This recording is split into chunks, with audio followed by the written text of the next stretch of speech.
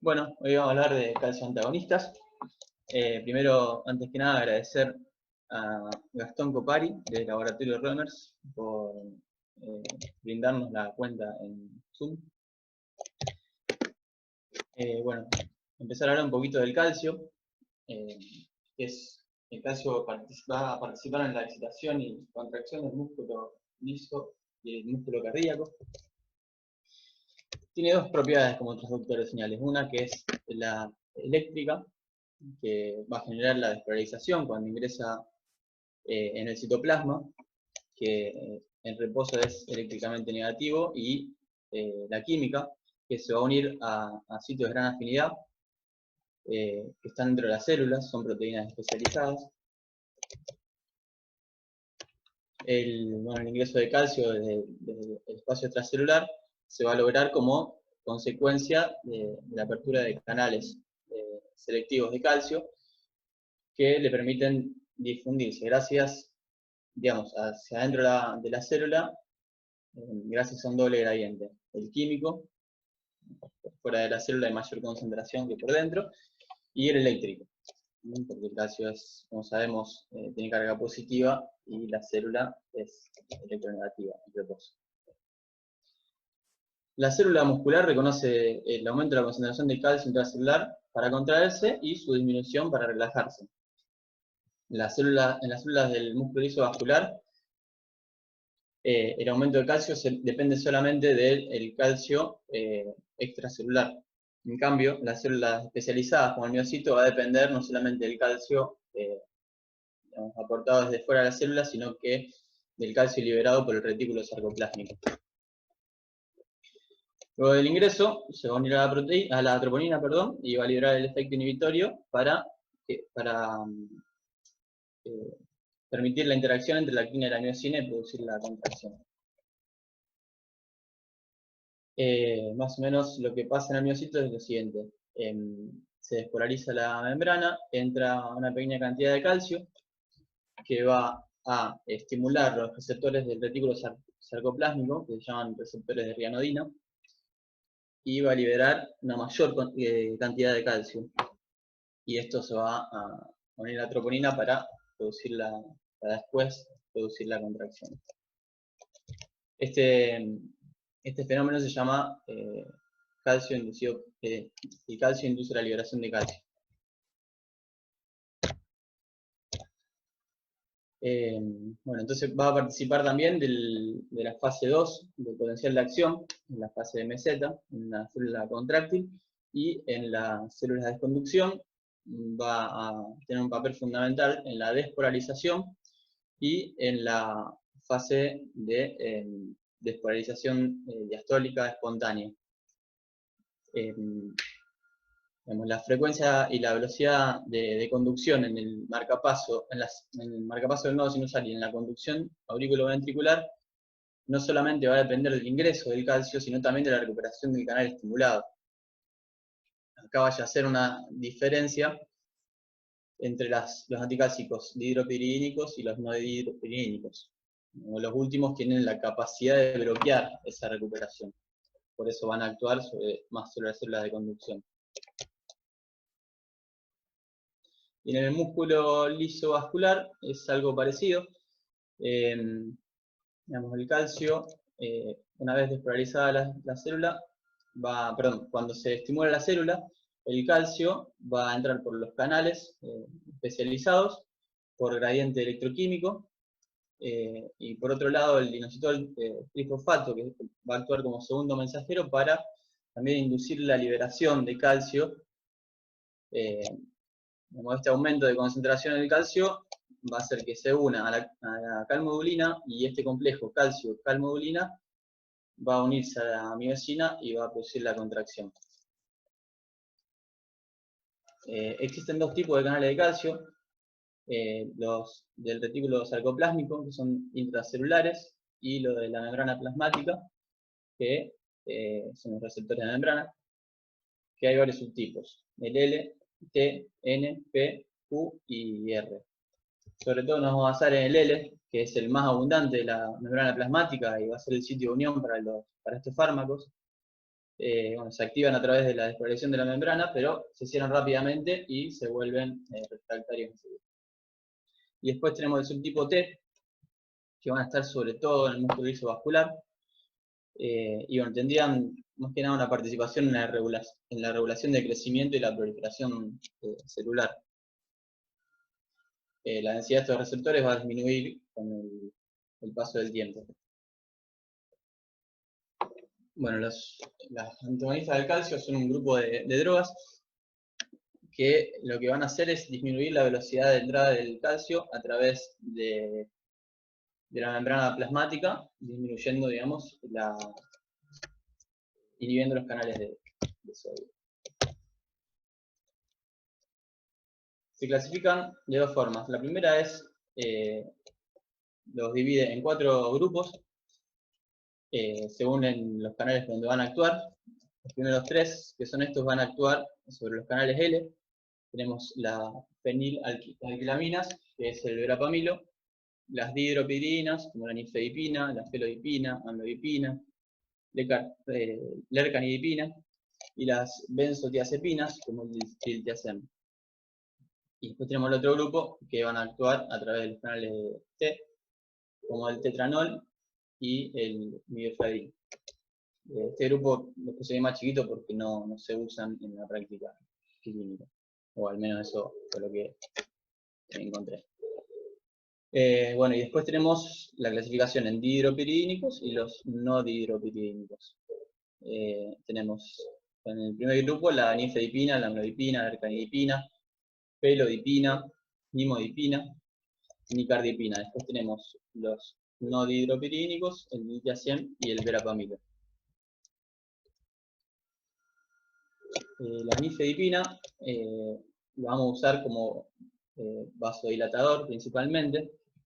Tiene un escaso efecto sobre el cronotropismo, pero ese escaso efecto puede agravar una ICC ya preexistente, porque la vasodilatación que produce va a producir una taquicardia refleja y va a estimular el sistema renina-angiotensina-aldosterona. Se va a administrar vía oral o sublingual, tiene una rápida absorción, con la diferencia que vía oral va a tener una baja biodisponibilidad por el metabolismo que tiene, que es mediante el ciclocromo P450. Tiene un comienzo de acción a los 20 minutos por la vía oral y de 5 minutos vía sublingual. La duración del efecto va a ser aproximadamente 6 horas, con una vía media de 5 horas. Se va a excretar por riñón y por materia fecal. Y la dosis que vamos a usar va a ser de 30 a 90 miligramos, repartidos en 3 o 4 tomas. En algunos lugares decía 3 tomas. Pero bueno, la duración del efecto, digamos, al ser 6 horas, al menos nosotros la usamos cada 6. Bueno, y después vienen los comprimidos de liberación prolongada, que como tienen una duración del efecto de 24 horas aproximadamente, se van a usar una vez por día. Bueno, las contraindicaciones para el uso de esta droga son la hipotensión, la estenosis aórtica y subaórticas severas, disfunción sistólica del VI, la angina inestable, o en quienes la taquicardia refleja podría ser peligrosa. Bueno, y algunos de los efectos adversos son todos relacionados con la vasodilatación, puede dar cefaleas, mareos, palpitaciones, enrojecimiento de la piel, puede dar hipotensión, puede dar edemas de miembros inferiores por la dilatación que produce a nivel precapilar sin producir venodilatación, y bueno, y alteraciones gastrointestinales como náuseas, vómitos. Lo vamos a usar en hipertensión, en angina crónica estable o la vasoespástica, en el fenómeno de Raynaud y en otros síndromes que cursan con vasoconstricción arterial. Bueno, vienen comprimidos de 10, 20 y 30 miligramos. Tenemos una marca conocida que es el Adalat. El Adalat Oros es el de liberación prolongada. Su costo es un poquito más poquito bastante más alto. Dos comentarios, Licha, sobre Sí, la NIFE. sí, Primero, el uso principal que se le da es la hipertensión gestacional, que está demostrado que no tiene efectos sobre el feto ni la madre. Y otro problema que se veía con la nifedipina es que es hipotensa muy rápido. Entonces el paciente que antes se le daba, por ejemplo, la guardia para bajar la TA una nifedipina bioral, que no son esas las que vos mostraste, porque son todas liberaciones prolongadas, una nife normal hipotensaba mucho al paciente que capaz, por ejemplo, venía con 180 sistólica y le bajaba en 20 minutos, le bajaba a 110, 120 sistólica y eso provocaba hipotensión, mareos, etc. pero la Bueno, vía en el oral, primer ¿no? abuso de la... O la ¿eh? sublingual. ¿La vía oral o la sublingual, está diciendo? La sublingual. Ah, bien, perfecto. Sí, sí, sí. Y bueno, el uso principal que nosotros le damos es el de la hipertensión gestacional. Sí, bien. Esos dos comentarios que hacer. Después tenemos la amlodipina, que también es de los hidropirínicos, pero es de un bloqueante cálcico de segunda generación.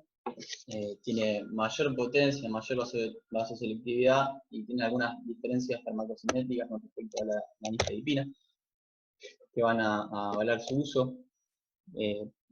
Produce también igual vasodilatación coronaria y periférica, con cambios mínimos en la frecuencia cardíaca. Eh, Tiene efecto mínimo sobre la contractilidad y también la conducción. Se va a administrar vía oral, en una sola toma, en dosis de 2,5 a 10 miligramos. Esto es una de las diferencias con la nifedipina. Alcanza concentraciones, las concentraciones máximas van a ser entre 6 y 10 horas, tiene una vida media larga, 5 a 50 horas. El metabolismo es hepático y la expresión renal, igual que la NIFE. Y como efectos adversos, tiene hipotensión, cefalea, puede dar edema a nivel inferior, igual que la nifedipina, pero en menor proporción. Y las contraindicaciones, bueno, hipersensibilidad de fármaco, hipotensión y la estenosis aórtica y subaórtica severa. Las indicaciones son las mismas: hipertensión, angina de pecho, angina vasoespástica. Viene de 5 y 10 miligramos y vienen varias combinaciones con valsartán, con hidroclorotiazida. La vi también por ahí con bisoprolol y también con atorvastatina. No sé si la primera vez que la veo, sinceramente. La lercanidipina es ya de tercera, es una dihidropirina de tercera generación. También va a actuar sobre los canales L de calcio, pero a diferencia de las anteriores, tiene mayor selectividad vascular, tiene prácticamente nada de efecto inotrópico negativo y tiene mucho menos efectos adversos también, por su efecto que va a ser de forma gradual. La vamos a usar en hipertensión leve a moderada. Hay un estudio que leí ahí en uno de los apuntes, que el estudio Laura me demostró, digamos, la reducción de tensión arterial en pacientes con comorbilidades como cardiopatía isquémica, dislipemias. No sé si... Franco me mandó hoy otro estudio que estuve leyendo, que lo compara con ramipril en pacientes diabéticos y con microalbuminuria, que demostró no inferioridad. Y bueno, eso, a partir de ahí se avala su uso, sobre todo también en pacientes con insuficiencia renal leve o moderada. Se va a administrar una vez por día, en dosis de 10 Eso es miligramos. importante lo que dijiste, Licha, porque es algo que se suma a algo que no teníamos en cuenta, que el calcio antagonista puede reducir la proteinuria. Y como no se puede combinar un IECA con un ARA, combinar un IECA y un calcio antagonista, que los dos reduzcan la proteinuria, es algo importante, parece. Sí, sí. Bueno, entonces se va a usar en dosis de 10 a 20 miligramos y se recomienda hacerlo antes de las comidas porque reduce un poco la absorción.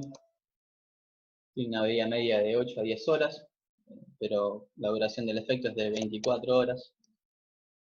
Se une a proteínas, prácticamente la totalidad. Y bueno, el efecto máximo recién puede verse alrededor de los 14 días.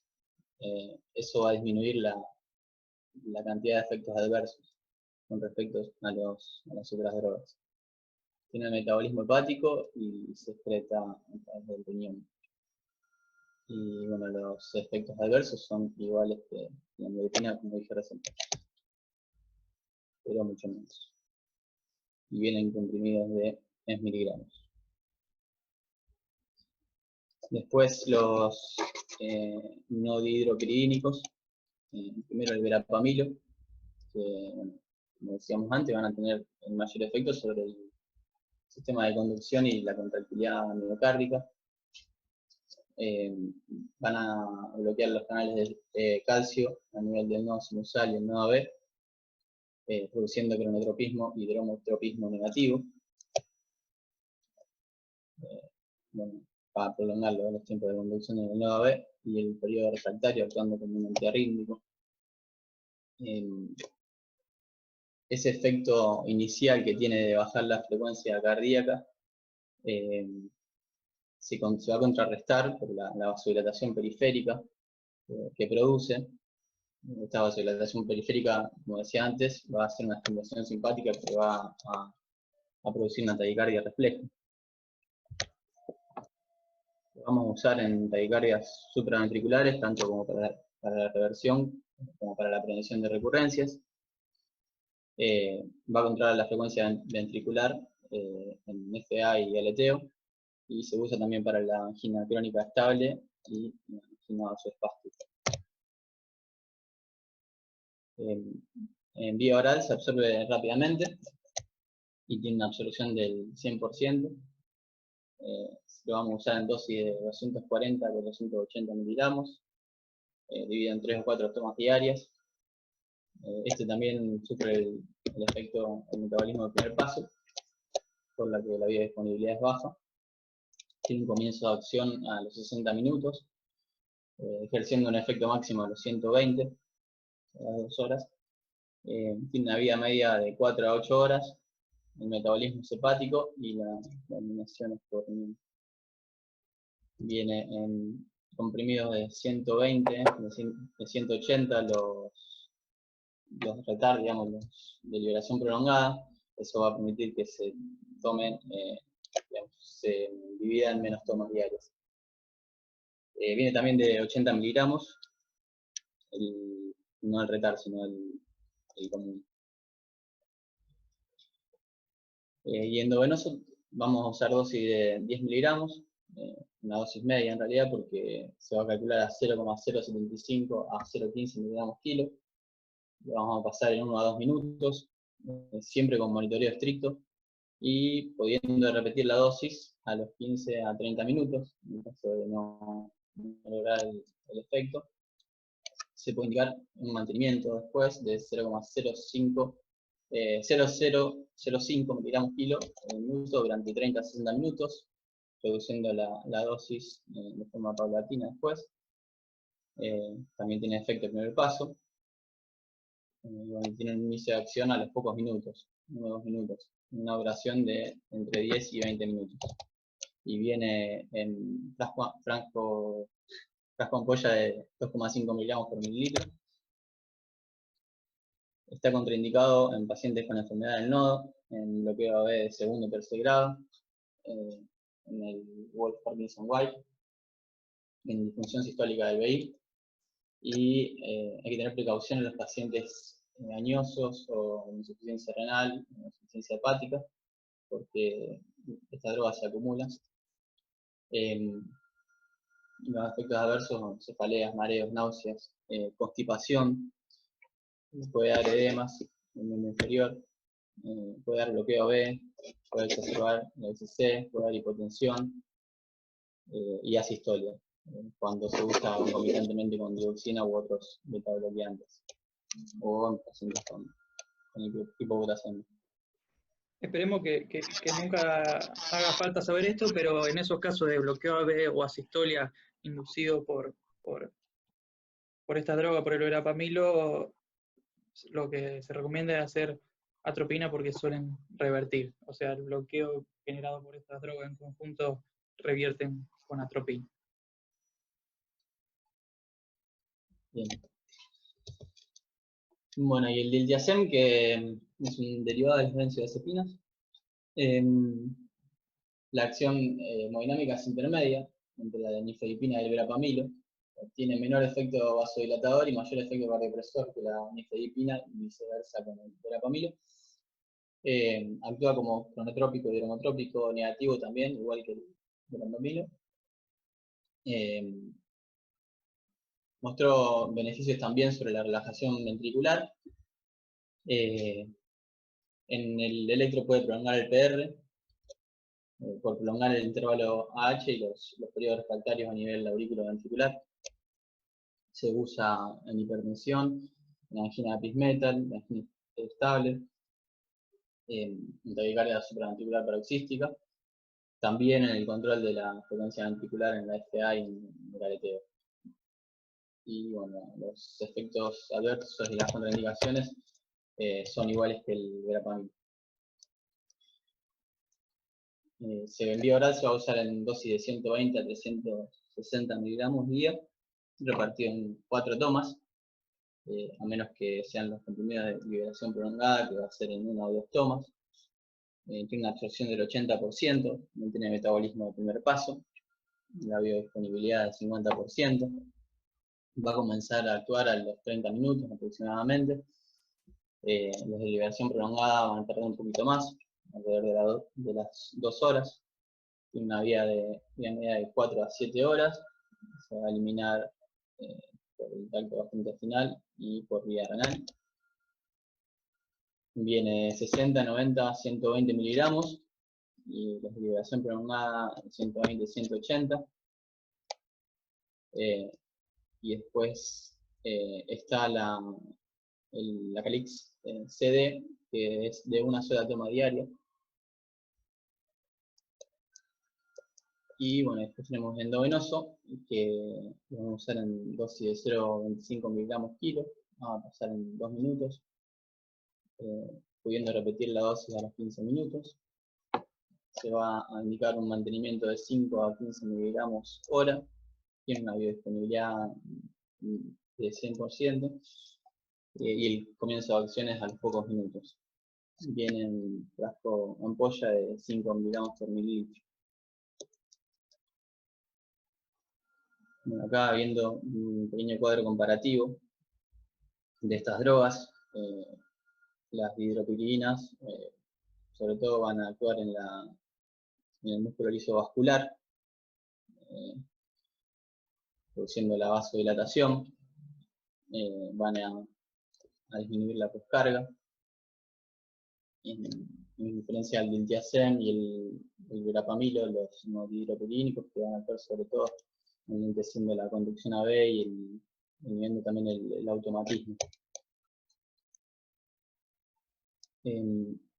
Hay otros calcioantagonistas que más que nada nombrarlos, que lo usamos poco, sinceramente.